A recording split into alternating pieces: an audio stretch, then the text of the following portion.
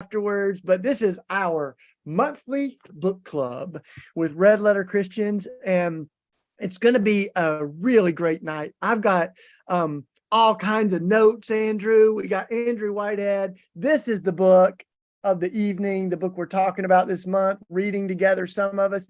But if you didn't do your homework, it's okay. Just join in, spread the word, share the link.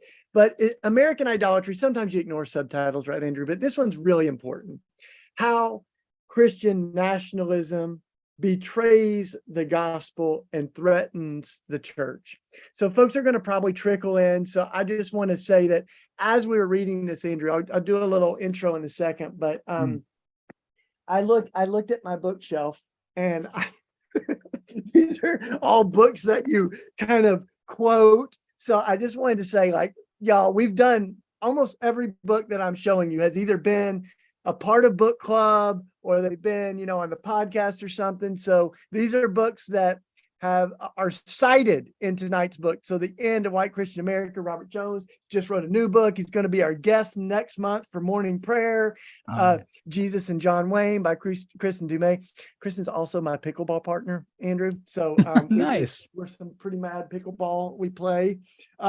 Christian Imagination by Willie Jennings. He's been on morning prayer with his incredible brother, Lisa Sharon Harper, who's here in Philly. She's on the board of Red Letter Christians. You draw on her work. Randall Balmer, Bad Faith.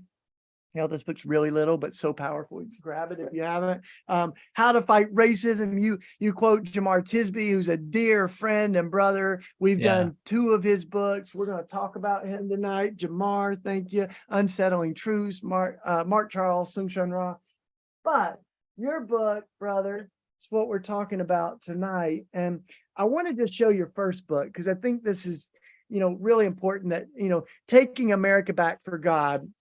We did a thing together around this with, Sam Perry, your partner in your work and in your research. This was kind of a real groundbreaking book to help define and wrap our hands around Christian nationalism and shows your research. So we're going to nod to that. But if y'all haven't seen this book, it's another great one that we've, featured at Red Letter Christians. But this is the book that we're talking about tonight, man. And I'm so grateful for your work. I mean, this was really, it's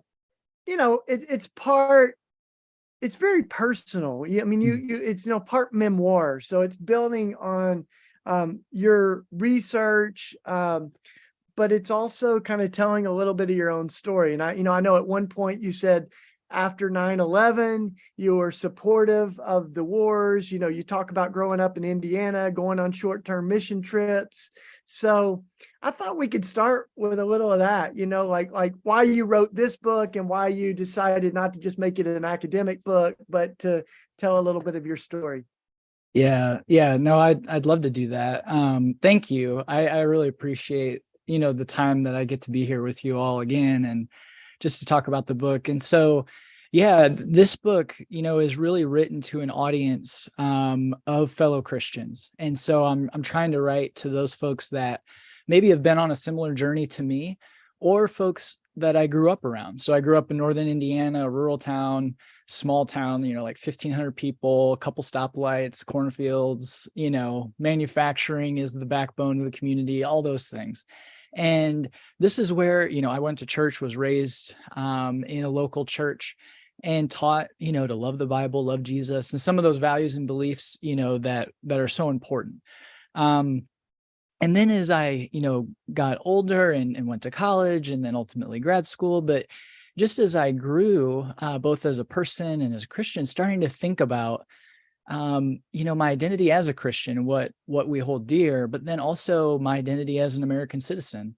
And then different moments thinking about how those maybe intersect or maybe are at odds, right? So to be faithful to the call of Jesus maybe means that I, can't be as faithful of an American citizen, depending on what, they're asking of us. And so really wrestling with that in a couple different moments.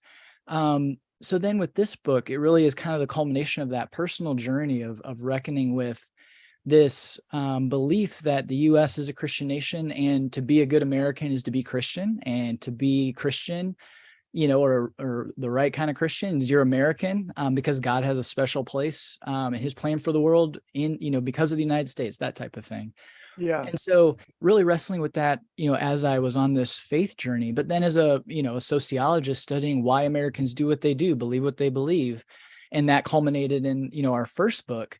And so, with that first book, looking at all the evidence that was kind of handed to us and that we were exploring, and thinking about how Christian nationalism and embracing this idea and belief that the U.S. should be, ordered according to this kind of distinct expression of Christianity, how it really, threatened these values of democracy, but also these values that I was taught growing up in the church, of how to love our neighbor and who is our neighbor, how to love God, and what does that mean? And so that, this book is kind of the culmination of both those journeys, and in the fact that, they're really speaking to each other. So, that was, the fun part, the hard part, exciting part, scary part, all those are wrapped up in it. But yeah, that's just a bit of kind of my background in history. Yeah, it's real helpful, and we'll get back to that. But I think one of the things that you kind of helped us understand is like how there's a lot of people that throw this idea around of Christian nationalism, and kind of blur the line between patriotism and nationalism, and why all that, and you've kind of created some of these handholds that are real indicators. They put teeth on it a little bit, things like, how, do you believe that the founding documents of America were inspired by God? Do you believe that the United States has a messianic role to play in the eschaton, the end of history? Do you think that even having the flag on the altar, and do you believe that the founders of America were Christian, and we need to take America back for Christ? And so without getting too deep into all because your first book has all of that, but it is helpful to have a little definition to like what we mean by Christian nationalism. What are some of the litmus tests? What are some of the indicators, the lights on the radar? You might be a Christian nationalist if right. Yeah. So I define Christian nationalism through that work with Sam and others as the desire for the fusion between American identity and the nation and its identity with a particular expression of Christianity, and that the government should uphold this particular expression of Christianity as the cultural framework that organizes civil life in the U.S. And so it's really important to kind of point to that phrase of a particular expression of Christianity, because when we're talking about Christian nationalism, it isn't talking about all of Christianity or every type of expression, but really a particular type, because as we know, there are, a number of different expressions of Christianity, probably represented, here in this Zoom room tonight. And this one is looking at one that brings with it what I like to call, cultural baggage. It brings with it, it's not just these historic Orthodox beliefs of Christianity, although it contains those. It brings with it this other cultural baggage where it's very focused on a society that adheres to a strict moral hierarchy around who should be at the top, who's in the middle, and who's at the bottom. It has a comfort with authoritarian social control. So it sees the world as chaotic, and sometimes we need strong rulers and strong rules to come in and enforce a hierarchy. It also brings with it this element of strict boundaries around national identity that fall along racial and ethnic lines. And so when folks in this expression of Christianity are talking about a Christian nation, it's unspoken, but we know through our studies what they're imagining is a white Christian nation where white Americans are at the ideal, they're at the top, and others come after. And then finally, another cultural element is this kind of populist impulse where feeling as though you're a victim and that elites are coming after you, and it opens people up to conspiratorial thinking and constantly feeling like they're persecuted. And so all that wrapped up together with some other stuff, this is that cultural baggage that gets added on to some of those historic Christian beliefs. And what we find over and over is that Christian nationalism as that cultural framework really does influence folks to see the world in a particular way, to see their neighbors and who gets defined as the us and who gets Yeah. defined as the them. It really has a lot to say about that. And so, as I'm sure we'll talk more and as we can explore it, that's where for me as a Christian, starting to think through, well, what does the gospel say? And then how does Yeah. this expression of Christianity and Christian nationalism within it, how does it, conflict with that? And that's, I think, where, this book comes from, and this desire to kind of speak to fellow Christians about it. Yeah, and I think that the as Jesus said, the tree is known by its fruit. And Right. when you look at the fruit of this, I mean, one of the things that your work and Sam's work does so well is like show that this is a key predictor Mm. in some and a consistent predictor in some of the most horrifying and alarming and also unchristlike attitudes and policies in our country.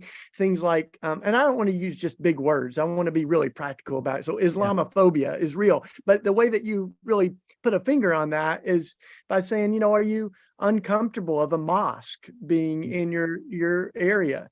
Xenophobia, fear of other people or of immigrants. But I mean, one of the things that was so alarming as we look about this is some of these things are like interracial marriage, or Mhm. but some of them, like one of the things that you really cite is that white evangelicals that would adhere to Christian nationalism, many of them are the only group that had a majority, 55% of them, that supported passing a law that would prevent all refugees from Mhm. entering the United States. I mean, that's a really concrete thing, right? So like Yeah. all over scripture, and you do this in the book, it talks about how we should welcome foreigners as if they were our own flesh and blood, because we were once foreigners in the land of Egypt. The New Testament says that when we show hospitality to the stranger, we might be entertaining angels unaware, right? That Jesus said, when you welcome the stranger, you welcome me. I mean, this is one of the most fundamental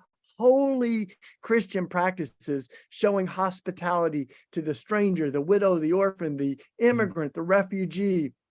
And yet, white evangelical Christians are the only group that a majority said, we don't want any refugees coming in our country.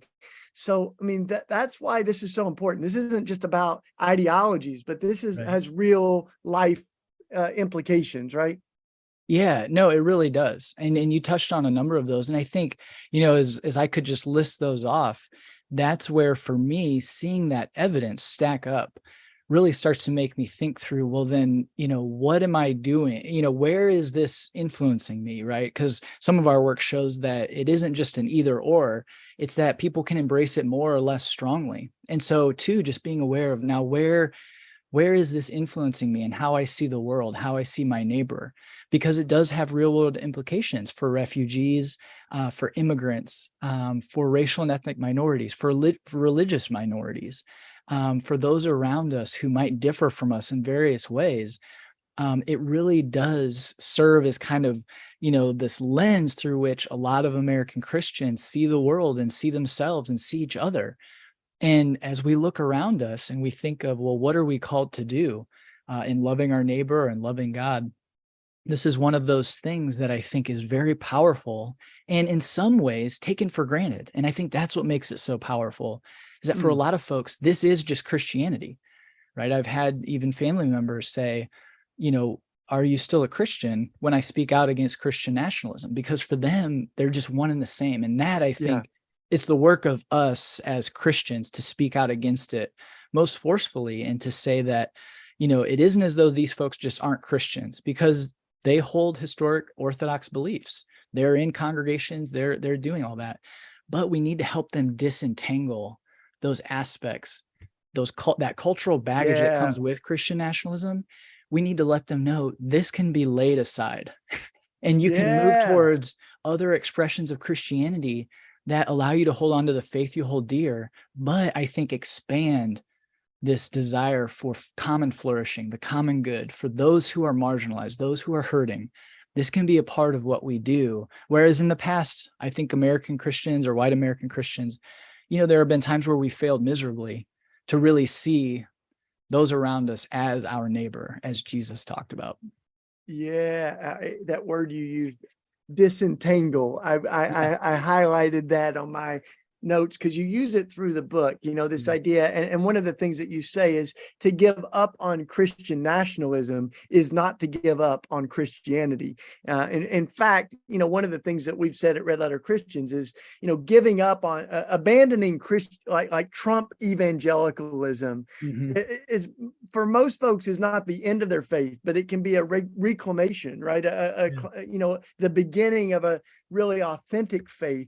And, when you talk about disentangling, I think one of the things that you name so well, that is such a passion of ours at Red Letter Christians, is that what's at stake in all this is really the integrity of the Christian witness. And part of why you speak so passionately as a lover of Jesus and a follower of Jesus is that the credibility of our witness has been compromised in some ways by really public vocal expressions from Christian leaders, from some really prominent folks with a big microphone that may not represent many of us, but they sure are loud sometimes, and it can feel like they eclipse or kind of colonize the narrative of Christians in public.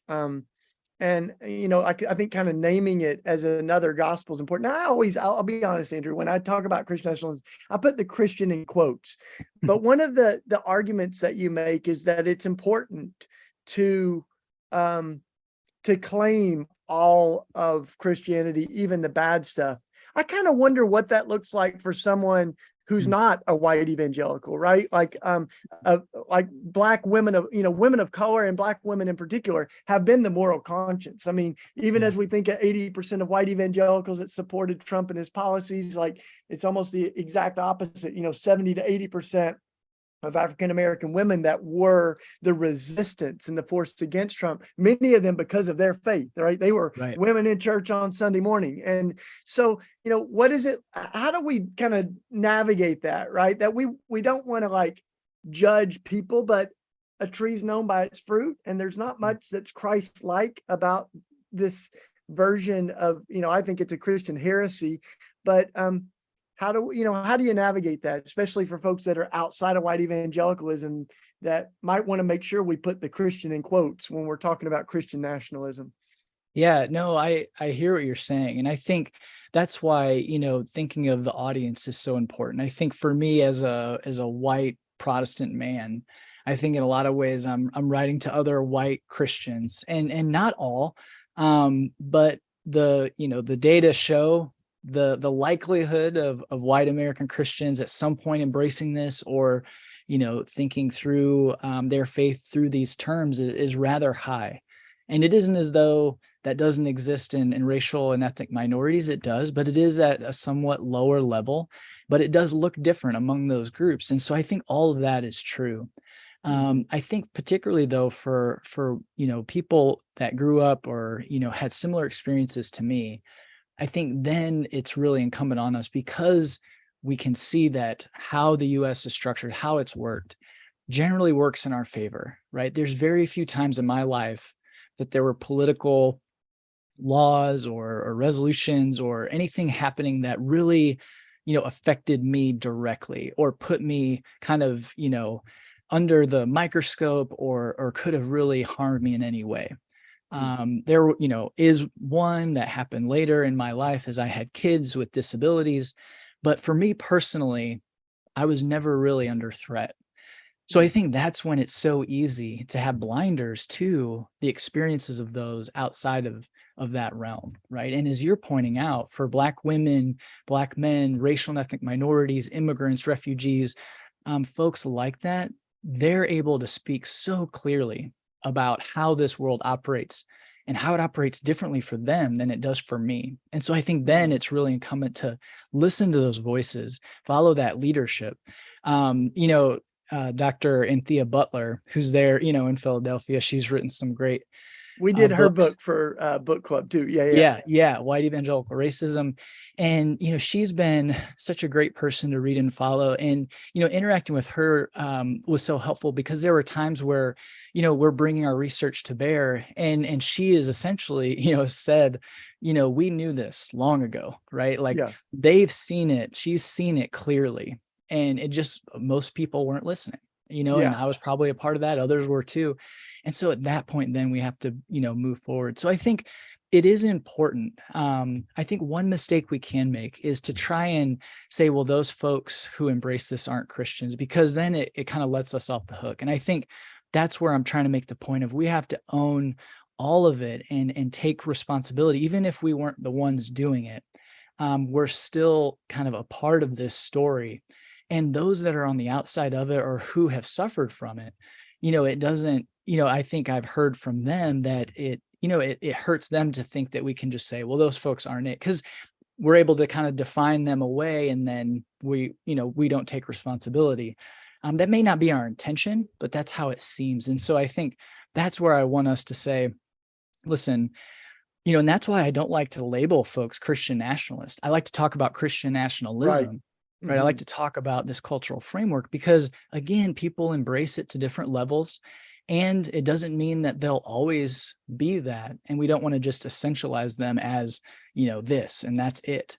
But these are folks that, for many of them, are trying to live out their faith, in a faithful manner. But this is all they've been given, right? These are the narratives they've heard, the media they consume, the religious leaders they follow.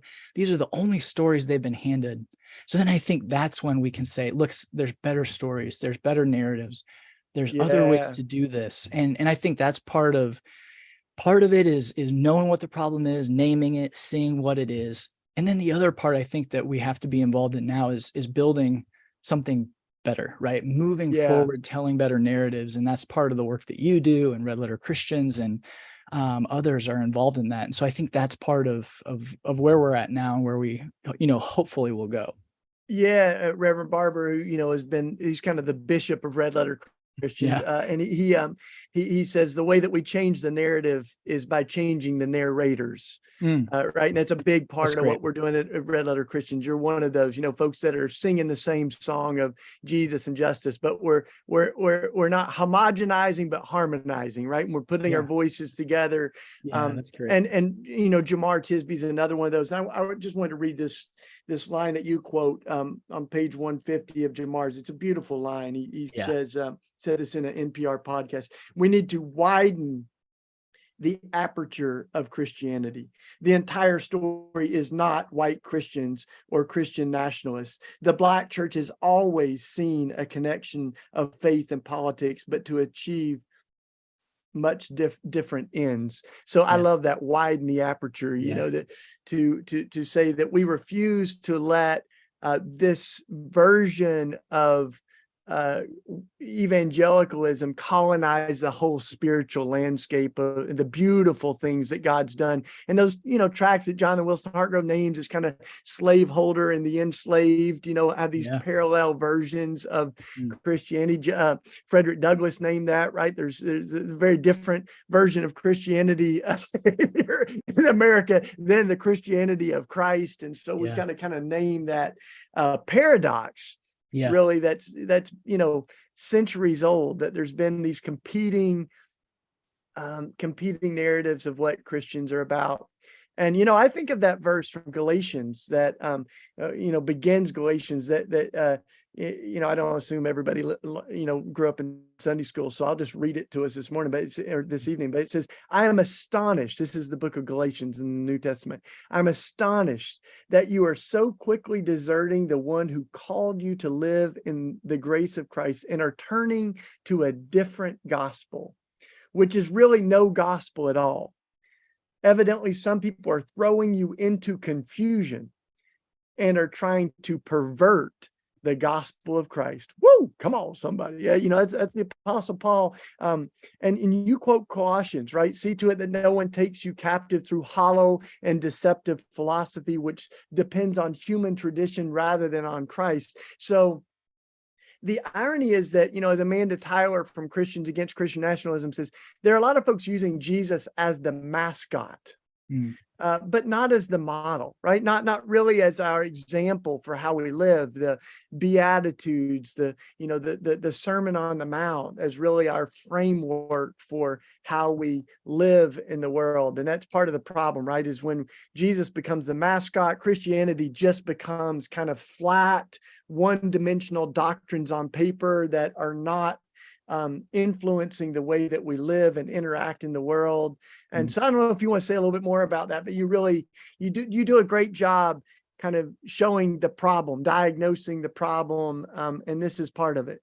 Yeah. I think that is right on, because, in the book, I tried to just really bring up, the teachings of Jesus, examples from Jesus's life, and really just stick to that, because there are many others throughout, obviously, the New Testament, but just looking at these stories, where he was, how he treated people, what he was saying and doing, right there, I think it really highlights how what would Jesus do, right? The bracelets we had in high school, right? Yeah, I grew up with that.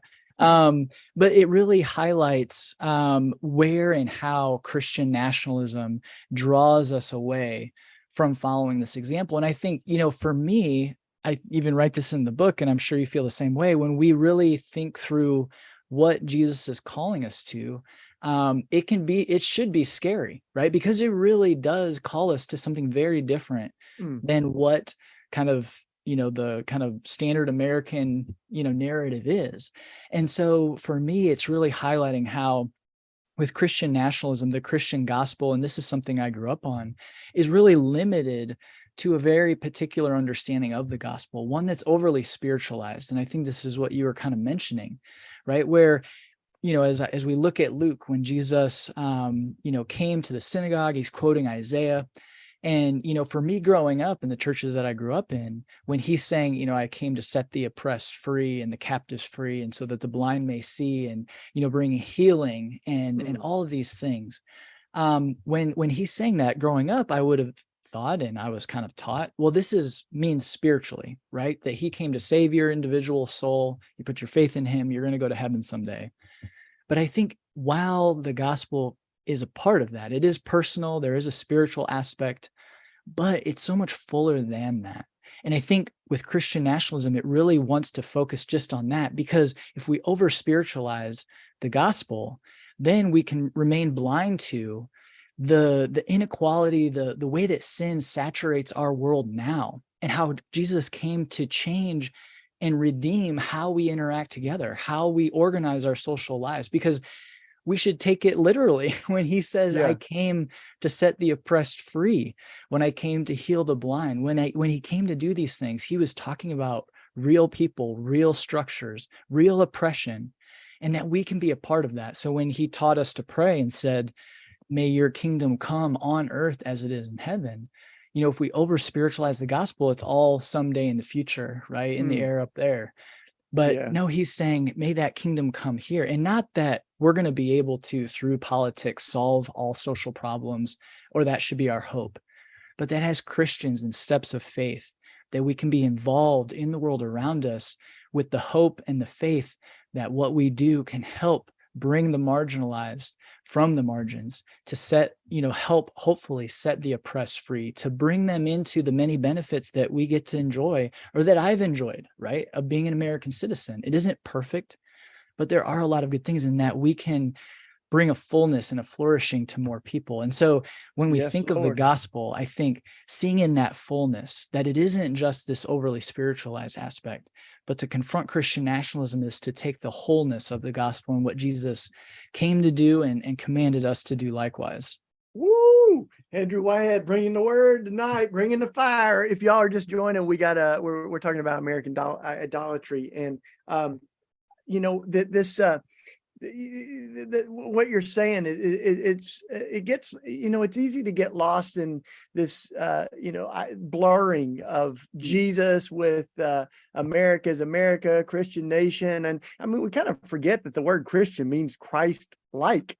So I mean, how much are we staying true to the things that Jesus talked about? I mean, Jesus is really clear in Matthew 25 that all the nations will be judged, not by how the Dow Jones is doing, but how the least of these are doing, right? Like we're going to be asked by God, as my friend Tony Campolo says, he goes, when we're gathered before God in Matthew 25, it's not just a doctrinal test that God asks us virgin birth. Did you agree, disagree, or strongly disagree? But we're going to be asked, when I was in need of health care, did you take care of me? When I was a stranger, did you welcome me in? Did you visit me in prison? When I was hungry, did you feed me? That really how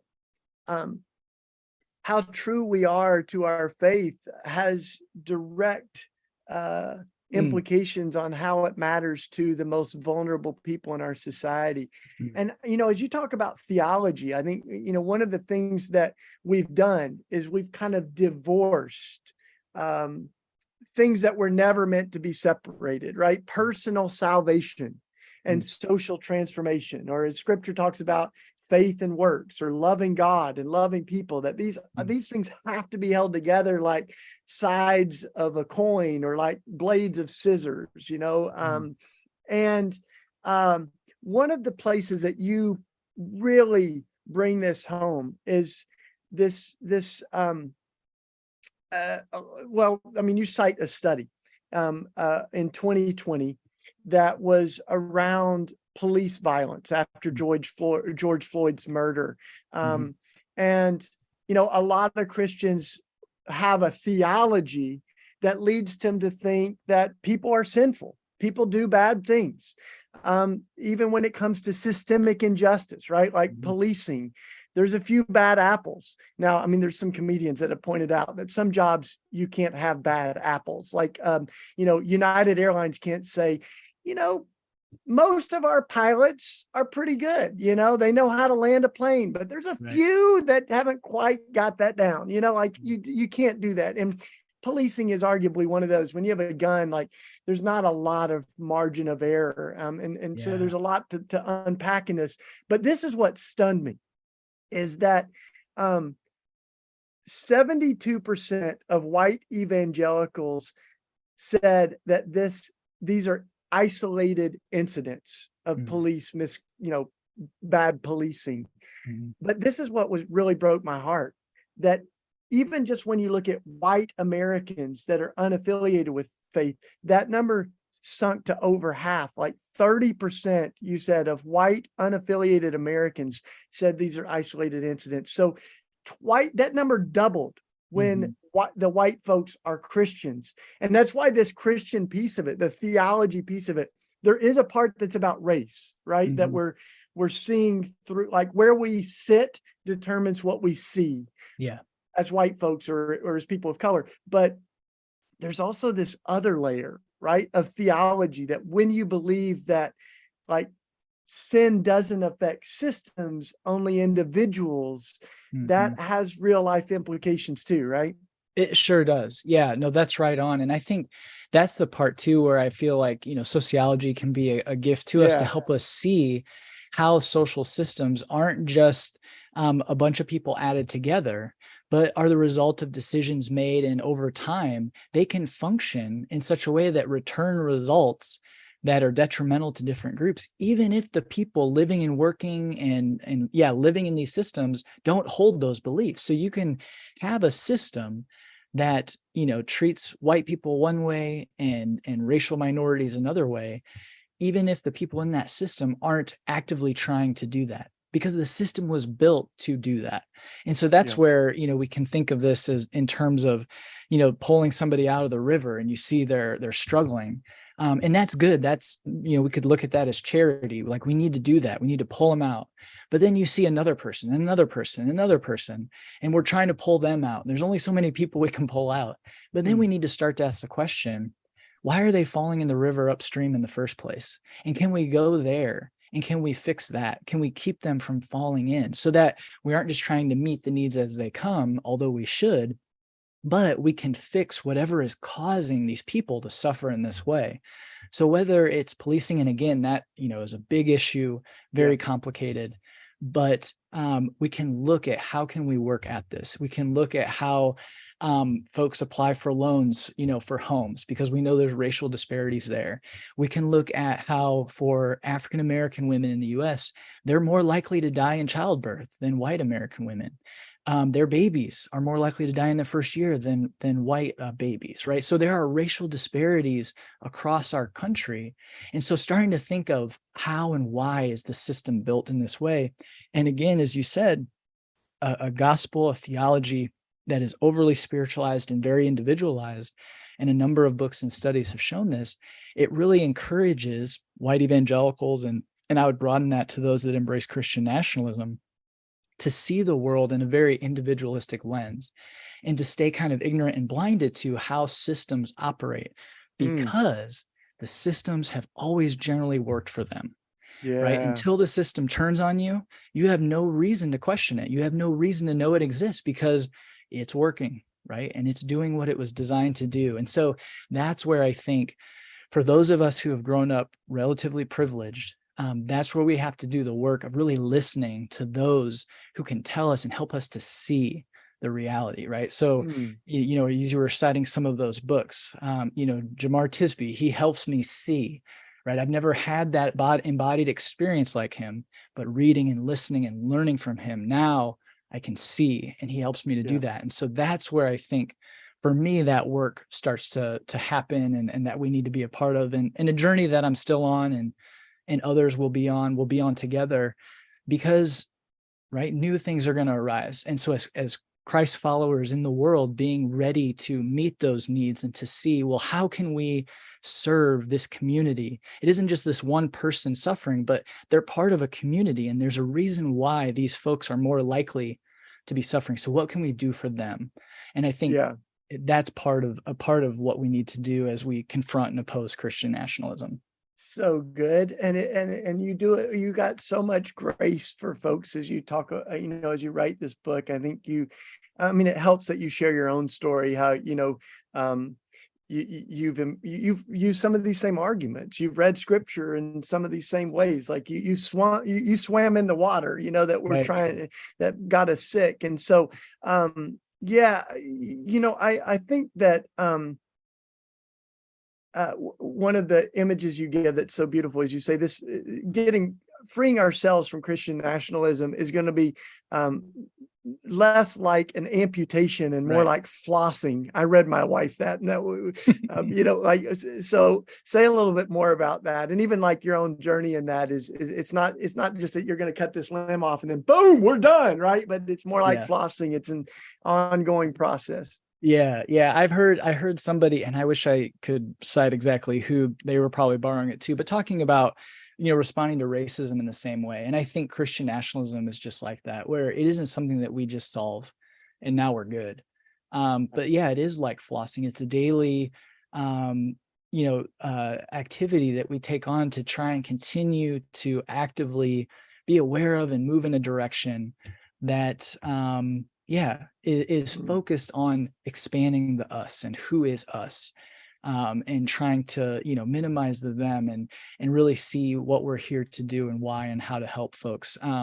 Because I think the moment we think we've arrived, I think that's when we have blind spots. And I know that's true in my own life. So, there are aspects for me of just other groups that have been marginalized, experience oppression, are struggling under the weight, and saying that, they love living in this country. And I think this is a broader conversation too, of you can be patriotic and Christian.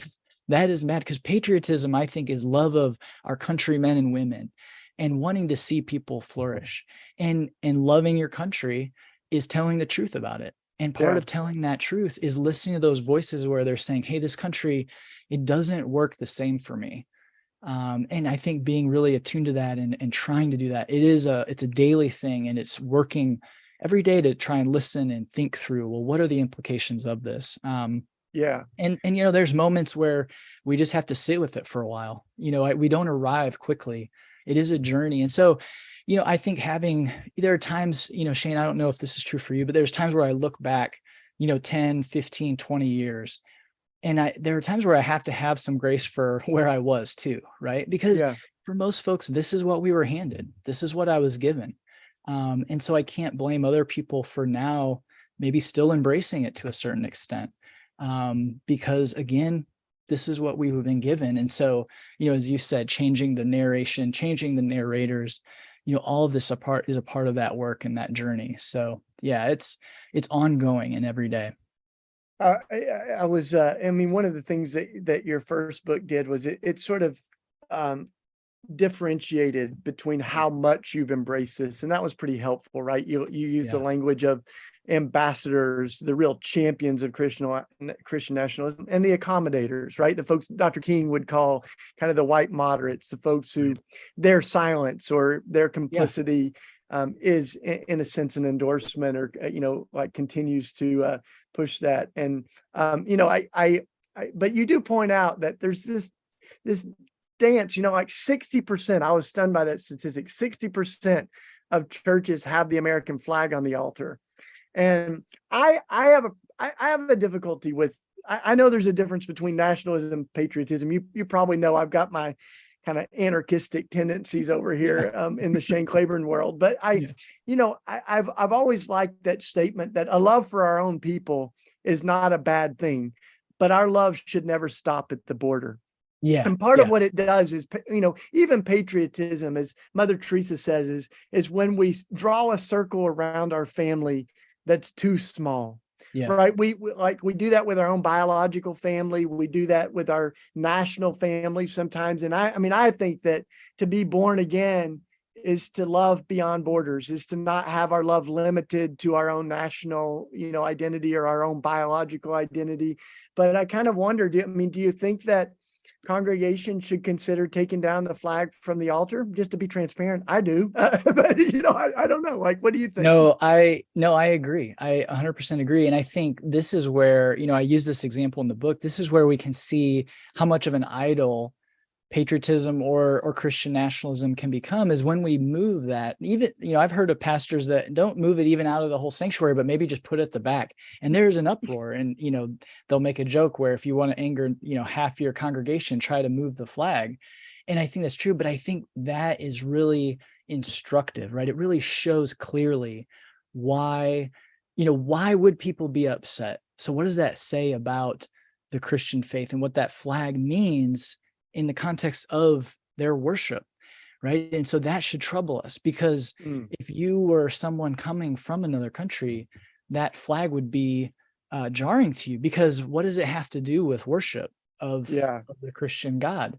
And I was talking with a journalist from Australia. She's lived in the US now for 15 years, but she said when she first came and saw a flag up at the front, it really was jarring for her. Like it really was wild. But now that she's lived here for a while, she's like, I have to confess, now I just don't see it, right? Just like most folks, it's just a part of what's there. And so I think that's where, it isn't just, I think one way to love those around us who by historical accident have been born here as well is a part of, we could call that patriotism. But I think too, it's to ensure that we don't do it then to the detriment of everyone else in the world, right? To elevate the nation in any way over and above others, and to just keep it all for ourselves. I think that's Christian nationalism at work. And so I think really that's where we good, want to man. really open it up. Yeah. Yeah, I noticed that one of our viewers pointed out that a lot of the American flag is not displayed in most Black churches, and I don't know, that 60% statistic. Do you know how that breaks down when you get outside of kind of the white mainline, white evangelical to more to the historic Black church or other not predominantly white churches? I could look it up. And if you talk for a little bit, I could look it up, because I can get access to it. Off the top of my head, I don't know. But it is interesting. Yeah. I mean, one of the things that we suggested is, if you're going to have a flag, have every flag of every nation in the world, because the Bible doesn't say God so loved America. It says God so loved the world. So let's be, global Christians and not center America. I mean, really, that's part of some of this is you use the word idolatry. And I want to talk about that, for a minute, because that's a big word. And I think idols are things that we, attribute this sacred reverence to. And certainly the flag can become an idol, right? I mean, idols are things that you are willing to die for, kill for, sacrifice your children for. And I mean, just to make it plain, I brought something. I ran out to my shop, Andrew, and I brought this because my buddy Rob Shank, he may be a friend of yours too, but he gave me this Bible case. And just to be fully, because this is a safe place tonight, Andrew, this looks exactly like the Bible case that I took to high school. And I was all about, bringing the Bible, bringing prayer back in school. But Rob told me, he said, this is the number one selling Bible case in America. And then, I was like, okay, no big deal. And he said, open it up. And when you open it, you see that it was made, not for a Bible at all, but it's a concealed carry case, camouflaged as a Bible case, right? And so it is not extreme to say this is idolatry. Like guns have become idols, things that they make these promises that only God can fulfill. We put our faith in them, right? And you kind of name that this idolatry. And so maybe say a little bit more about why you use that word. I mean, it's in your title, right? American idolatry. Yeah. So real quick to put a bow on the question. So looking at this data, and again, this was collected in 2000. The last time we have this data was collected, I think, in 2006, 2007. And so when we look at religious groups, those that have the flag in their main worship space, when we look at white conservative evangelical congregations, it's right around 70%. White liberal or moderate Protestant congregations, right around 74%. Black Protestant congregations, 37%. So half as many, which that's a huge drop. And so it's true in Black Protestant churches in the US, much less likely to have the flag there. And that should be instructive as well, right? Why is that? What does that tell us?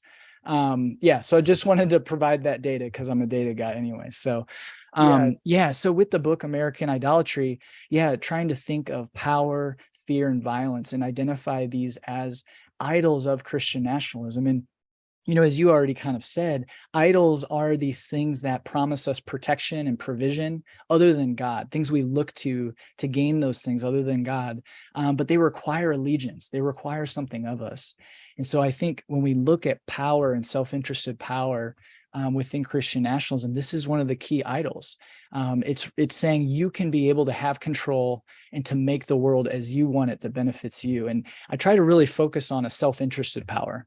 Because Jonathan Wilson Hartgrove, our common friend, he's been really helpful to me and pointed out that, when we look at minority Christian communities, they would never say, and we should never tell them, oh, just let go of power. Because you'll hear that, right, among some folks where they're like, well, I don't do power. That's how I keep away from Christian nationalism. But it's a self-interested power. It's a power only to serve us. That's what we need to be aware of, because power used to broaden justice and to allow other folks to flourish, that I think is a right use of power. And I was just looking today at, a quote from Dr. King, where he talked about that power rightly applied with love is justice, right? And bringing justice. And that's where we can look at the Black church tradition that has been so instructive and helpful. It's power applied to ensure all have access to the good and flourishing. So when we're scared of losing that self-interested power, then we turn to fear and threat. And this draws really sharp boundary lines. And this is something that you were mentioning, where it brings up the dividing walls of hostility, and it shows who we are and who they are, who are coming to take our power and our privilege and our, what we see as the blessings of wherever we're at. And so when we do that, that makes us essentially turn to dehumanizing those who we say are them, right? These outsiders. And when we do that, when we're concerned about self-interested power, and then we respond to this fear and threat that draws us in and puts up walls, then the natural outcome is the third idol, violence, where we're going to be willing through the threat of violence or through actual violence to defend those lines and to ensure that they, quote unquote, can't come and take what we believe is rightfully ours. And so as we look through the history of American Christianity, we can see power, fear, and violence over and over, drawing the hearts away of American Christians or white American Christians, that allows for this inequality, these systems of oppression to continue to exist and to continue to, in many ways, destroy lives of those who are marginalized. And so that's, what I explore throughout. And I think it really gets kind of symbolized and lived out when we look at racism and xenophobia, fear of immigrants and refugees, which are the last two chapters. Yeah, and I think of that that scripture, that beautiful promise that love casteth out fear, and these really do feel like opposing forces in America right now. And, I learned one version of spiritual warfare growing up, and I still believe in spiritual forces and angels and demons and all that. But I also believe that some of those forces are at work in our country right now are really those principalities and powers of fear and love. And what does it look like when fear is really the shaping force behind our language and our policy making? Yeah. And what does it look like to imagine, and you do this in your book, to imagine a country where love is the compelling force, that whether it's immigration or food stamps or guns, that we're saying, what does it look like to love my neighbor as myself, and to form policies that are centered around our neighbor flourishing. And one of the things that you use the language that when you embrace Christian nationalism, you become more comfortable with violence. It's a powerful thing. I mean, I've seen the studies on people's support of torture, around the Iraq War, and some of the just scandalous, terrible things that happened at the hands of the U.S. government there. But we also think of our infatuation with guns, the death penalty, you name all these in the book. But there's just, there's the extremes. And I in a second, my last question I'm going to ask in a second is about Russell Moore versus Al Mohler, because there's these different, but I mean, the extremes are real, right? You quote Charles Herbster, I think it was, that ran for governor in Nebraska, and he was endorsed by Trump. And he said, if you want to come in, you need to honor God, you need to honor the flag, and you need to learn to speak English. And he ran for governor. I mean, these are real, like, they're extremes, but they're like, this is happening in our country, right? And one of those extremes is Representative Lauren Boebert, right? That said this on Twitter. She said, on Twitter, a lot of the little Twitter trolls, they like to say, oh, Jesus didn't need an AR-15. How many AR-15s do you think Jesus would have had? Well, he didn't have enough to keep his government from killing him. And there's that old saying from George Bernard Shaw that God made us in his image and we decided to return the favor. Right. If you don't like Jesus dying on the cross, then you recreate Jesus having an AR-15. And I mean, one of the things that Kristen Dumais says, is it's not that folks thought that John Wayne was a savior or that Donald Trump is the actual Messiah. But the problem is that people wish that the savior, Jesus, looked more like John Wayne or Donald Trump. We want a savior, some people do, that doesn't turn the other cheek, but that stands his ground. In fact, that carries an AR-15 and takes some people out. And so you recreate the gospel so that it's not the gospel of Jesus at all, but it's the gospel of the NRA or the gospel of white supremacy, right?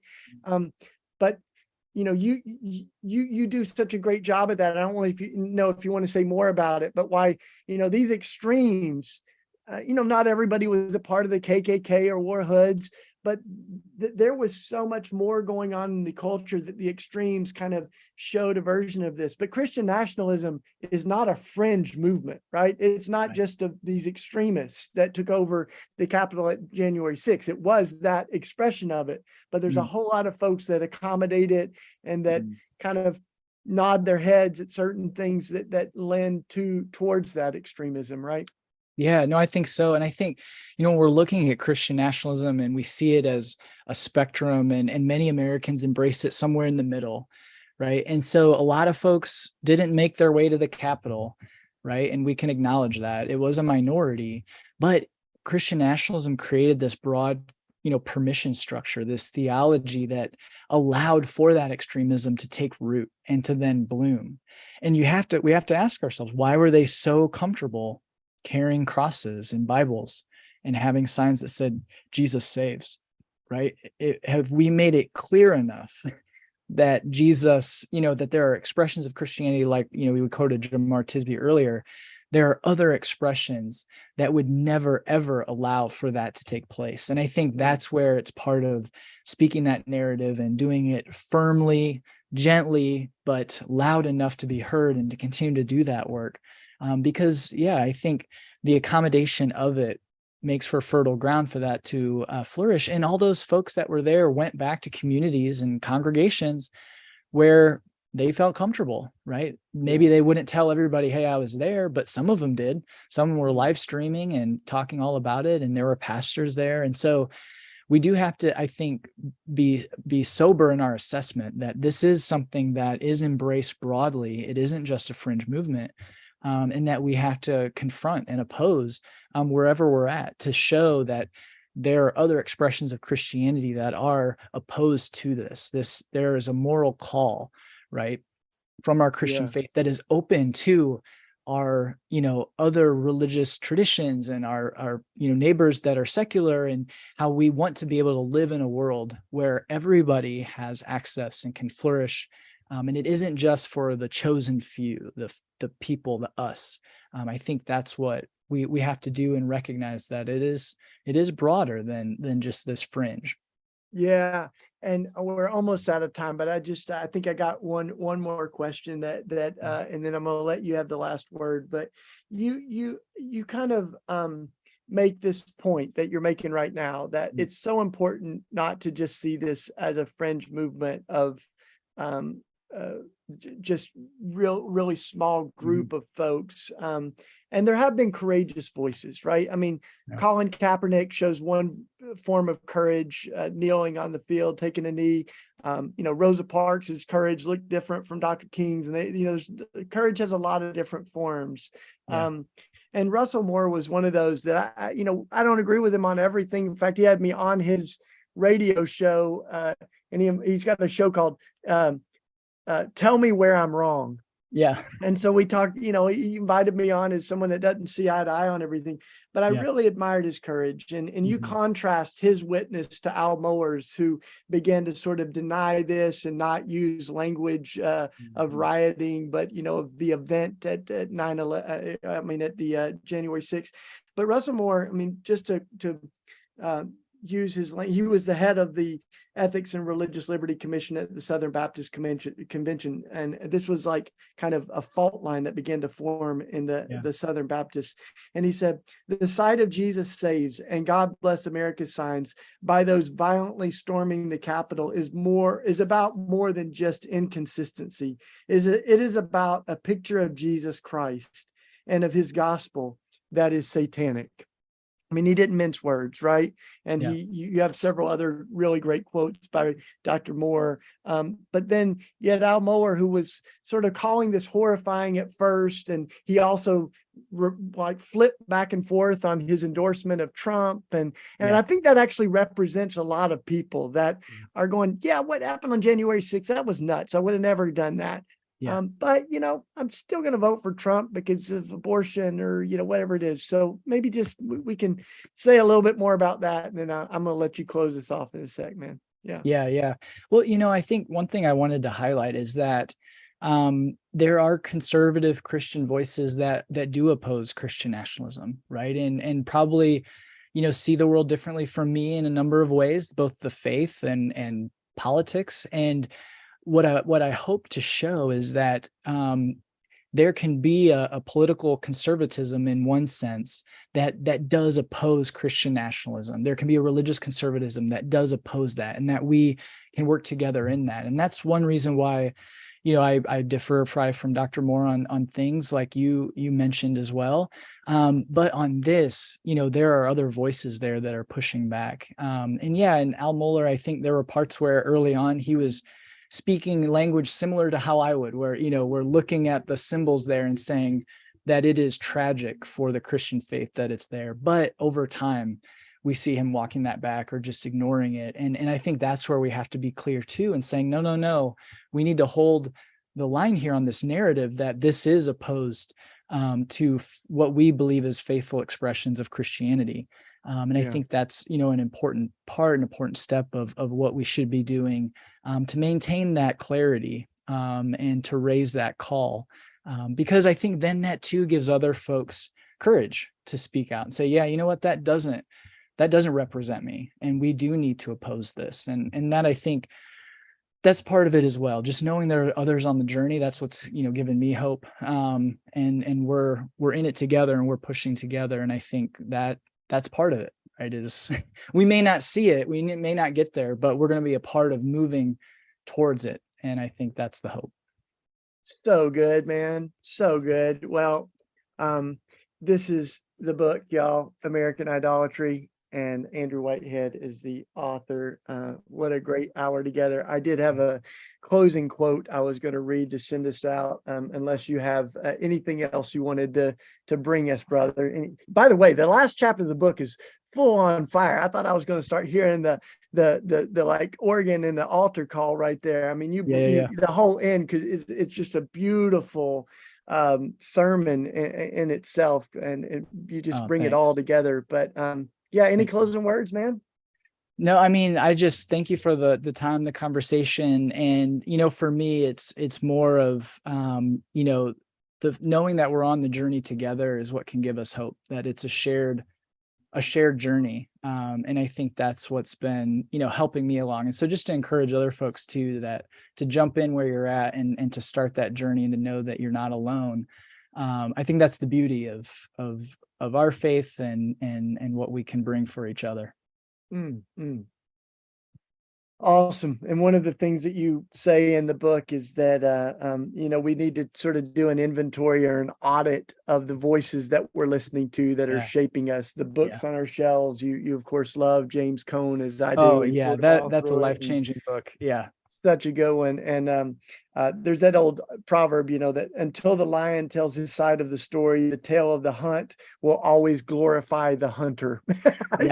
So hearing the voices that have been on the other side of these histories, Native voices, African-American voices, voices of LGBTQ folks and those who are marginalized historically and even now, to make sure that we're listening to that theology from the bottom up rather than the top down. So you do such a great job of that. And on that note, I thought I would close with a quote that you have in the book from Dante Stewart, who's an incredible voice today, been a friend of RLC, done stuff with him. And this is just a beautiful quote that you have near the end of your book. This is Dante Stewart. Christians must dismantle a world where we believe God wants Black people to enjoy the best things in heaven, while white people enjoy the best things on earth. Woo.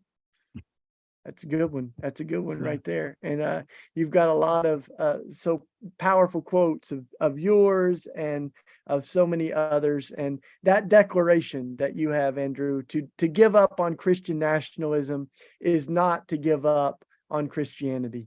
And that's a great place to close us with tonight, especially of folks that are really, really appalled by what really tries to camouflage itself as Christianity, but doesn't look like Jesus at all.